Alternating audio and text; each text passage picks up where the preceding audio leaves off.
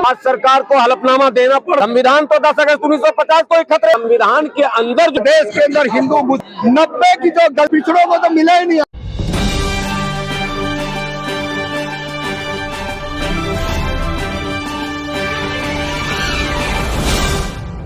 के लिए अपना ईगो खत्म करे, अपना ईगो खत्म करे, अपना घमंड खत्म करे और सब लोग एकजुट होकर के संविधान को बचाने के लिए एक मंच पर आए। साथियों, मैं बताना चाहती हूँ कि मैं 2014 में जब मैं सांसद बन करके लोकसभा में पहुंची, मुझे लगा कि हमारा संविधान, हमारा अधिकार, हमारा आरक्षण खतरे में है, तो मैं लोकसभा के अंदर अकेले ही संविधान को बचाने के लिए, आरक्षण को बचाने के लिए, बहुजन समाज को गुलाम होने से बचाने के लिए सदन में मैंने आवाज को बुलंद किया, आवाज को उठाया। उस समय लोकसभा में तमाम हमारे पिछड़े जाति के सांसद थे, अनुसूचित जाति के सांसद थे, जनजाति के सांसद थे। अगर मेरे साथ अगर सारे लोग, सारे सांसद, हमारा बहुजन समाज के सांसद एक मंच पर खड़े हो गए होते तो सरकार गिर गई होती और संविधान को हम लागू करा दिए होते। लेकिन लोगों ने हमारे जब लोकसभा में हमारी बातों को अनसुनी किया, सरकार ने हमारी बातों को अनसुनी किया, तो मैं सरकार उनको जब मेरी बातों को अनसुनी किया तो मैंने बीजेपी को भी मैंने पार्टी छोड़ दिया, सांसद पद छोड़ करके सदन से लेकर के पूरे भारत में मैं बहुजन समाज के लोगों को जगाने का काम किया। साथियों, जागो साथी, जागो। अगर बहुजन समाज के साथी अगर नहीं जागेंगे तो 2024 के बाद हमारा संविधान, हमारा अधिकार, हमारी आजादी खत्म हो जाएगी। अगर चाहते हो अपनी सुरक्षा, अगर चाहते हो अधिकार, अगर चाहते हो सम्मान, अगर चाहते हो न्याय, तो सभी बहुजन समाज के लोग एक मंच पर आ जाओ, एक मंच पर आ जाओ। मैं आज संविधान दिवस के अवसर पर, संविधान दिवस के पूर्व दिवस पर मैं पूरे भारत के बहुजन समाज के लोगों से अनुरोध करना चाहती हूँ, आप लोगों से अनुरोध करना चाहती हूँ कि देश में आंदोलन को चलाने के लिए, समाज को इकट्ठा करने के लिए, समाज की लड़ाई लड़ने के लिए आप सब लोग एकजुट हो। बहुजन समाज की लड़ाई लड़ने के लिए मैंने अपना घर भी छोड़ा है, मैंने अपना परिवार भी छोड़ा है, मैंने बीजेपी जैसे पार्टी, राष्ट्रीय पार्टी को छोड़ा है, मैंने सांसद पद छोड़ करके पूरे भारत में बहुजन समाज को मैं जगाने का काम कर रही हूँ। मैंने तय किया है कि ना मेरे पास कुछ था, ना मेरे पास कुछ है, ना मेरे पास कुछ रहेगा। मैं जब तक जिंदा रहूंगी भारत के बहुजन समाज के लिए मैं संघर्ष करती रहूंगी। बहुजन समाज के संघर्ष के लिए मैं आप सभी पूरे भारतवासी बहुजन समाज के लोगों से मैं अपील करना चाहती हूँ कि आप लोग मुझे इस आंदोलन को चलाने के लिए मात्र 1 रुपया मुझे दीजिए, मात्र 1 रुपया मुझे दीजिए, मुझे 1 रुपया मुझे दीजिए, मुझे मात्र 1 रुपया चाहिए। मैं अपने पूरे भारत के बहुजन समाज के लोगों से मात्र 1 रुपया इस आंदोलन को चलाने के लिए, संविधान को बचाने के लिए, आजादी को बचाने के लिए, बहुजन समाज का आंदोलन को चलाने के लिए मैं आप लोगों से समर्थन चाहती हूँ कि आप लोग हमारे मांग को समर्थन करेंगे। आप लोग क्या आप लोग समर्थन करेंगे? आप लोग समर्थन करेंगे? आप सबका मैं बहुत बहुत आप सबका मैं शुक्रगुजार हूँ, मैं बहुत आभारी हूँ। साथियों, समय बहुत कम है, समय बहुत कम है, समय बहुत कम है, इसलिए मैं अपील करूंगी कि 2024 हमारे लिए बहुत कम समय बचा है।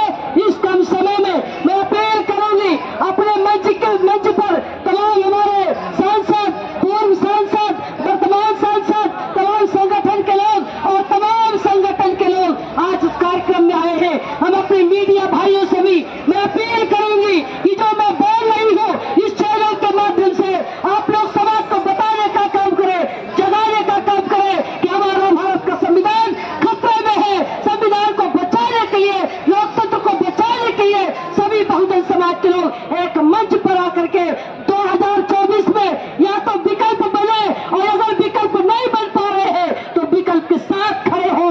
ये मैं आप लोगों से अपील करूंगी, ये मैं आप लोगों से अपील करूंगी। और यदि अपना ईगो खत्म नहीं किए तो ये तो खत्म हो जाएंगे, हमारा बहुजन समाज खत्म हो जाएगा। एक अकेला डॉक्टर भीमराव अंबेडकर जी पूरे भारत के करोड़ों बहुजन समाज के लोगों को आजादी दिए, अधिकार दिए,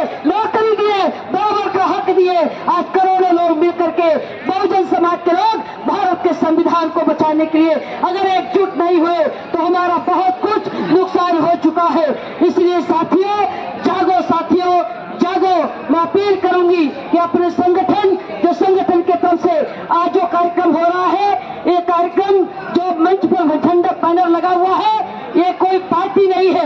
लोग समझते होंगे कि ये पार्टी का कार्यक्रम है, ये पार्टी नहीं है, एक संगठन बनाया गया है। उसमें तमाम सामाजिक संगठन, तमाम राजनीतिक दल के लोग एक साथ मंच पर आज कार्यक्रम में शरीक हुए हैं। यहाँ पर जो झंडा लेकर के आए हैं, ये कहा गया था कि कोई भी पार्टी का बैनर मंच पर नहीं लगेगा। जिसको समर्थन करना है, जो राजनीतिक दल के हमारे साथी हैं, जो संविधान दिवस मनाने के लिए आए हैं, संविधान दिवस मना रहे हैं, अपने कार्यकर्ताओं के साथ, अपने साथियों के साथ, वो अपना झंडा, अपना बैनर अपने साथ लाएंगे। लेकिन जो कार्यक्रम होगा वो संविधान दिवस का कार्यक्रम बिना झंडे के नीचे होगा, और वो संविधान दिवस का झंडा होगा। वो संविधान पर्व का हमारा झंडा है, वो राष्ट्रीय झंडा है, वो लगा हुआ है, वो राष्ट्रीय झंडा लगा हुआ है, और बाबा साहब अंबेडकर जी का झंडा लगा हुआ है। हम बाबा साहब के अनुयायी है, और बाबा साहब के अनुयायी बन करके हम बहुजन समाज के लोग, ये जो संगठन का नाम रखा गया है, इस संगठन के माध्यम से हम लोगों ने जो तय किया है कि बड़ी वफादारी, बड़ी ईमानदारी, बड़ी लगन और त्याग के साथ हम सभी लोग बहुजन समाज के लोगों को इकट्ठा करेंगे, और 23 नवंबर 2023 को दिल्ली के रामलीला ग्राउंड में पूरे भारत के बहुजन समाज के लोगों को हम लोग एकजुट करेंगे। पूरे भारत के लोगों को हम लोग एकजुट करेंगे, और उसी मंच से ऐलान किया जाएगा कि अब सत्ता को, संविधान विरोधी सरकार को रोकने के लिए उस दिन सारे नेता हमारे मंच पर होंगे। इन्हीं शब्दों के साथ ज्यादा न कहते हुए मैं अपनी बारी को विराम देना चाहती हूँ कि जज में सौ के शहादत को क्या पूछिए, अब तो हमने भी हाथों में सर ले लिया। कत्ल होने से आखिर कहाँ तक डरूं, कातिलों के मोहल्ले में घर ले लिए। इन्हीं शब्दों के साथ कि वक्त कहता है कि थोड़ा बदल जाइए, वक्त कहता है कि थोड़ा बदल जाइए, अभी कुछ भी नहीं हुआ तो संभल जाइए। घर बना करके जिसको बाबा साहब अंबेडकर जी ने दिया, आज वो पैमान कहता है घर से निकल जाइए। और बाबा साहब का यह दिया हुआ संविधान को बचाने के लिए मैं सभी बहुजन समाज के लोगों से मैं अपील करूंगी कि एक मंच पर आए और संविधान को संपूर्ण रूप से लागू कराए। इन्हीं शब्दों के साथ संविधान दिवस जिंदाबाद, संविधान दिवस जिंदाबाद, बाबा साहब भीमराव अम्बेडकर जी अमर रहे। जहां अनुच्छेद 16 कहता है कि कोई भी सरकारी योजनाओं में धर्म को आधार नहीं बनाया जाएगा, तो फिर आरक्षण देने और लेने में धर्म को आधार क्यों बनाया गया, ये एक बड़ा सवाल है। और उसको लेकर ऑल इंडिया यूनाइटेड मुस्लिम मोर्चा 1994 में जब बौद्ध को इंक्लूड कर लिया गया, तब ये सवाल पैदा हुआ कि आपने सिख और बौद्ध को जब जोड़ा है तो भारत का सबसे बड़ा अल्पसंख्यक जो है और उसके जो सबसे बड़ी आबादी है दलित मुसलमानों की, अब जब दलित मुसलमान कहते हैं तो हम लोगों की लड़ाई में पहले मुसलमानों से ही लड़ाई हुई। मुसलमानों ने कभी दलित शब्द सुना नहीं था। आज नेशनल चैनल पर भी डिबेट चल रहे हैं, आज बड़े बड़े आर्टिकल लिखे जा रहे हैं, आज सुप्रीम कोर्ट कमेंट्स कर रहा है, आज सरकार को हलफनामा देना पड़ रहा है। यह ऑल इंडिया यूनाइटेड मुस्लिम मोर्चा की लगातार निरंतर मेहनतों और संघर्षों का नतीजा है। मैं बधाई दूंगा आप लोगों को भी, पिछले 7-8 वर्षों से आपके चैनल और तमाम आप जैसे लोगों ने कवरेज दिया है, मुद्दे को उठाया है, जिसके कारण भी ये मुद्दा इतना ज्यादा गंभीर हुआ है। दलित शब्द का मुसलमानों ने सुना नहीं था, दलित शब्द का विरोध किया, मैं बता रहा हूँ, सुना ही नहीं, दलित शब्द का विरोध किया। लेकिन जब मंडल कमीशन लागू हुआ तब सवाल पैदा हुआ कि आरक्षण तो वहां भी मिलेगा, ओबीसी में 340 में, तो मंडल कमीशन में मुसलमानों के उन बिरादरियों को शामिल किया गया। सवाल पैदा हुआ कि जब सामान्य वर्ग का मुस्लिम होगा, जब ओबीसी का मुस्लिम होगा और जब एसटी का मुस्लिम होगा, जो कि लक्षद्वीप से हमारा चुनाव भी लड़कर आते हैं, पीएम शहीद के लड़के, वो एसटी के लिए सुरक्षित सीट है, तो एसटी होंगे यानी कि 342 में होंगे, 340 में होंगे, सामान्य में होंगे, ईडब्ल्यूएस जो मोदी जी ने अभी दिया है एडिशनल, उसमें भी होंगे। यानी इन तमाम वर्गों में जब धर्म नहीं है तो केवल 341 में ही धर्म का प्रयोग क्यों किया गया, ये एक बड़ा सवाल है। और ये लड़ाई सुप्रीम कोर्ट ने अब गंभीरता से ली है। सुप्रीम कोर्ट के सरकार से जो जवाब मांगा था, उसके कारण सरकार ने केजी बालाकृष्ण, जो कि एक मुख्य न्यायाधीश रह चुके हैं, उनकी अध्यक्षता में एक आयोग का गठन किया है। 2 वर्षों की समय सीमा दी गई है। आज के इस संविधान दिवस के धरने के माध्यम से ऑल इंडिया यूनाइटेड मुस्लिम मोर्चा, आदरणीय प्रधानमंत्री को भी हम लोग मेमोरेंडम भी देंगे। हम ये मांग करते हैं कि आप इनकी जो समय सीमा 2 वर्ष है, उसको 1 वर्ष करें।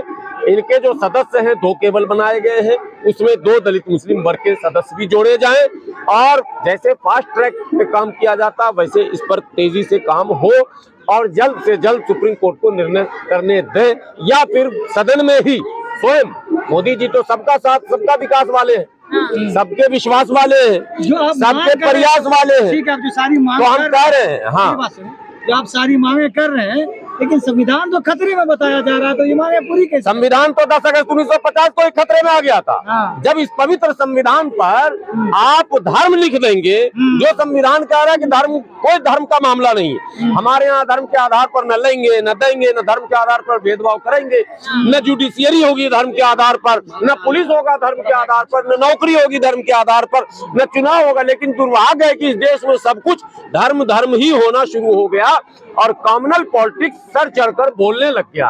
हम कॉमन पॉलिटिक्स की बात करते हैं, लेकिन राजनेता कॉमनल पॉलिटिक्स की बात करते हैं, और यही कॉमनल पॉलिटिक्स संविधान को कमजोर करता है। इसलिए जरूरत इस बात की है कि संविधान के अंदर जो छेड़छाड़ हुआ है और उसमें जो धर्म शब्द जोड़ा गया है, पहले उसको रिमूव किया जाए, उस काले धब्बे को पहले हटाया जाए, तभी जाकर इस लड़ाई में बल मिल पाएगा। एक तरफ जो लोग कहते हैं संविधान बचाओ, जो लोग धरने प्रदर्शन कर रहे हैं, मैं खुली बात कर रहा हूं, विशेषकर एससी वर्ग के नेताओं से मैं कहता हूं, आपके दिमाग में आरएसएस ने यह भर दिया कि अगर एससी यानी 341 में मुस्लिम शामिल होगा तो हमारा फिर क्या होगा। आप कम से कम करुणानिधि और कर्पूरी ठाकुर से तो सीख ही सकते थे। मुस्लिम शामिल होगा तो दलित शक्तियों का एकीकरण होगा, दलित शक्ति बढ़ेगी आपकी।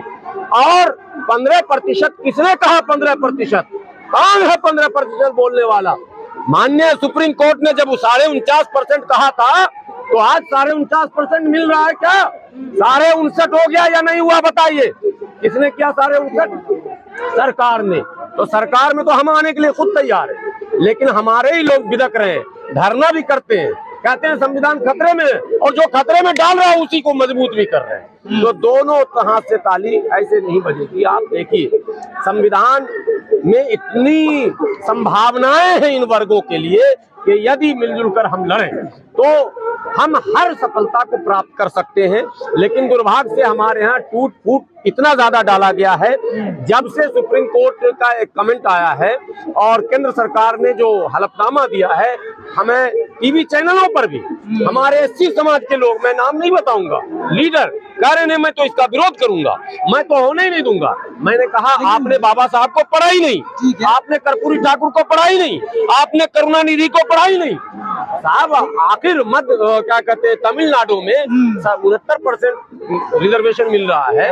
कर्पूरी फार्मूला पर अगर जाएं तो 80%। ये सारी चीजें खत्म हो जाएंगे जब हिंदू राष्ट्र बनेगा, जिसकी मांग हो रही है। हम लोगों के जीते जी तो नहीं बनेगा, हम लोगों के जीते जी तो नहीं बनेगा। संविधान है तो देश है, संविधान नहीं है तो फिर देश की कल्पना क्या करनी है? देश तो टुकड़े टुकड़े बढ़ जाएंगे। तो ये कभी नहीं हो सकता। देखो, नहीं नहीं नहीं नहीं, ये कभी नहीं हो सकता कि इस संविधान, जिस संविधान ने पूरे देश को एक मोती की तरह तस्बीह में, माले में जोड़ कर रखा है, ऐसे पवित्र संविधान को कोई समाप्त करने की बात करता है, वो बेवकूफी भरा शब्द है। हाँ, हमारे लोगों को इसके लिए सतर्क, सजग, सावधान होने की आवश्यकता है, अध्ययन और अधिक करने की आवश्यकता है, और सच्चाई को तह तक जाकर जानने की जरूरत है।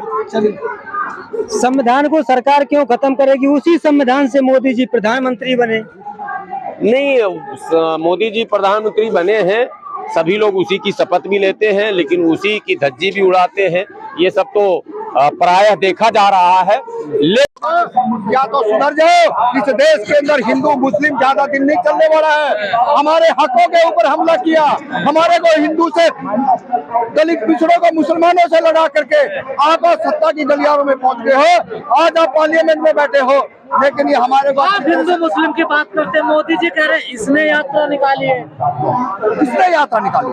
इसने सुनिए सुनिए, 90 कमंडल की बात आप भूले नहीं होगे। जहाँ कमंडल लेके न इस देश का गुंडा आडवाणी निकला था, और जो मंडल की बात यहाँ आई थी कि यहाँ पे जो है ना वंचित शोषित पीड़ों को अधिकार मिला जाए, 90 की जो गलती है वो आज हम जंतर मंतर पर आकर के ये भुगत रहे हैं। आप देख लीजिए, मोहन भागवत भाईचारा बांट रहे हैं। अरे ऐसे उन्होंने समय समय पे पता नहीं क्या क्या कहा है। संविधान की समीक्षा होनी चाहिए, ये किसने कहा था? ये उसी मोहन भागवत ने कहा था कि संविधान की समीक्षा होनी चाहिए। और मैं आपके माध्यम से संविधान की समीक्षा हो चुकी है। अगर वंचित शोषित पीड़ित समाज अगर नहीं जगा तो आप आने वाले समय में देख लेना आपको क्या हालत जगह है, नई जगह भी। देखिए, जगने का हालत आपके सामने है। तमाम जो लोग हैं, जो पीड़ित लोग हैं, जो राजनीतिक को समझते हैं, शिक्षा को जो समझते हैं, अपनी आप की अपनी कमजोरियों को समझते हैं कि आज तक हम सुप्रीम कोर्ट और हाई कोर्ट में नहीं पहुंचे हैं। इस देश की शिक्षा में आप देख लीजिए, जेएनयू और ड्यू के अंदर हमारी रेशो कहीं भी नहीं है। हमारे तो 5वीं 7वीं क्लास तक 10वीं तक जो पढ़ने वाले बच्चे थे, जो बात करने वाले थे, आज वो भी SC/ST तो छोड़िए, पिछड़ों के भी नहीं है ना वहाँ तो। देखिए, पिछड़ों को तो मिला ही नहीं है ना। शेड्यूल कास्ट को तो फिर भी मिल चुका था, लेकिन पिछड़ों को तो आज भी राजनीतिक हक नहीं है। आपके माध्यम से जो पिछड़े बीजेपी में, कांग्रेस में, अन्य पार्टियों में है, उनको हम बता देना चाहते हैं, आपके साथ बहुत बड़ा विश्वासघात हुआ है। या तो आप अपनी राजनीति को समझ लें, अन्यथा इस देश के अंदर वो भूचाल आने वाला है। सबसे ज्यादा अगर कोई मारा जाएगा तो वो दलित और पिछड़े और मुसलमान ही मारे जाएंगे। पिछड़े तो कह रहे हैं ठीक शासन चल रहा है देश में। देखिए, पिछड़े नहीं कह रहे, जो राजनीतिक पार्टियों के गुलाम जो लोग हैं, जो लखतकिया जो लोग हैं, वो कह रहे हैं। असली जो वंचित शोषित जो है वो तो यहाँ दिल्ली के जंतर मंतर में बैठा है। कह रहे धर्म मजबूत कर दिया। देखिए, धर्म से हमने कोई लेना देना नहीं है। हम कभी भी, हमारे माँ बाप ने कहा था कि धर्म की अफीम को मत चाटना, तो हमने तो कभी भी ना किसी मंदिर में, ना किसी मस्जिद में, कहीं भी गुरुद्वारे में हम तो गए नहीं है। और आज ना जाने की बदौलती है कि कम से कम हम मुखरता से अपनी बात को कहते हैं कि हमारे को शिक्षा चाहिए, राजनीतिक चाहिए, हिस्सेदारी चाहिए।